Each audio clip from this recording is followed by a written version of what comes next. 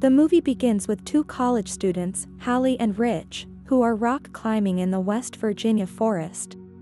Rich reaches the top and looks at the view, while Hallie continues to climb. Hallie starts to struggle and falls, but her climbing line catches her. She calls for Rich to pull her up to the top of the cliff, but he doesn't respond. She sees Rich lying dead, and then his body is thrown off the cliff. Then, someone starts to pull Hallie up the cliff by her climbing line. She cuts the line and falls, landing on Rich's dead body. She manages to escape, and sees the trees moving and eerie laughs are heard. Hallie almost reaches her car, but she trips over a piece of barbed wire, and is pulled back into the woods by an unseen force, screaming. Chris Flynn, a medical student, is driving through the mountains of West Virginia on his way to a job interview. Due to a chemical spill in the road ahead, he is forced to take a different route. He stops at an old rundown gas station and meets an old man. The old man gives him directions to the other route, then shows Chris a map detailing where to go. Chris takes the dirt road and drives off.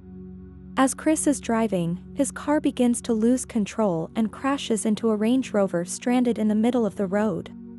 The car belongs to a group of friends on a hiking trip: Jessie, Carly, her fiancé Scott, and a couple, Evan and Francine.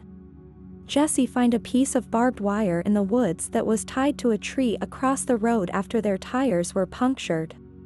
Jessie, Carly, and Scott go to the woods to find help. Chris joins them, while Evan and Francine stay with the cars. After Evan and Francine partake in a round of each other, Evan starts to fix their car, while Francine gets in Chris' car. While Evan is fixing the car, he hears a sound from the woods and goes to investigate. After a while, Francine notices that he is missing, and she goes into the woods to look for him. As Francine ventures further into the woods, she finds his sneaker and gasps as she finds Evan's severed ear. As Francine stumbles back, a figure wraps barbed wire around her mouth, tearing it open.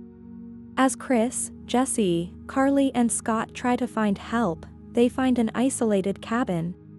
They go into the cabin and discover miscellaneous objects, barbed wire, car keys, odds and ends, and human body parts on the refrigerator and in the bathroom. They are horrified and try to escape, but they hear the occupants coming back and are forced to hide. 3 cannibalistic mountain men, all whom are disfigured, enter the cabin and bring in Francine's dead body. Chris, Jessie, Carly and Scott silently watch in horror, as her body is butchered and partially eaten. As the cannibals fall asleep, the friends walk silently and reach the door. Chris holds the door open so Jessie, Carly and Scott can get out safely. As Chris keeps the door open, he checks the cannibals to make sure they are still sleeping. Unfortunately, Sawtooth awakes and Chris runs. If you have come this far in the video, please subscribe to this channel to never miss amazing content like this.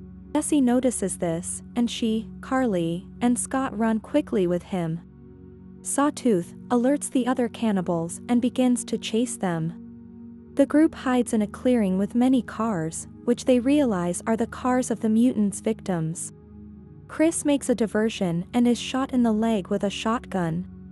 Scott saves him by using himself as a decoy, allowing Jessie and Carly to steal one of the cannibals' trucks. Chris gets into the truck, and they try to find Scott. Carly sees Scott in the forest. As Scott starts to get in the truck, he is shot 3 times in the back with arrows. The arrow almost hits the others, and Chris forces Jessie to drive and escape fast. The cannibals pick up Scott's dead body and take it back to their cabin. Chris, Jessie and Carly hit a dead end in the road and have to continue on foot, but Carly stays and is still depressed from Scott's loss. Jessie and Chris comfort her and they continue to walk. They find an old watchtower and begin to climb up, and find a radio and use it to call for help, but do not get a response. They see the cannibals, who are armed with torches and reaching the foot of the watchtower. The radio starts responding their call, alerting the cannibals. The cannibals shoot and destroy the radio through the window. After the cannibals climb the ladder and get into the watchtower, they set it on fire. Chris, Carly and Jesse escape by jumping out of the window into a nearby tree. They begin to climb up, but Three Finger has already climbed up the tree before them. Chris and Jesse begin to climb higher as Carly rests. Chris and Jesse make it to the other tree, but unfortunately, Three Finger sneaks up behind Carly and slices her head in half with an axe, and her body falls through the trees, as Chris and Jesse watch in horror. They escape from the cannibals and hide in a cave near a waterfall until the next morning. Jesse wakes up from a nightmare, as Chris comforts her.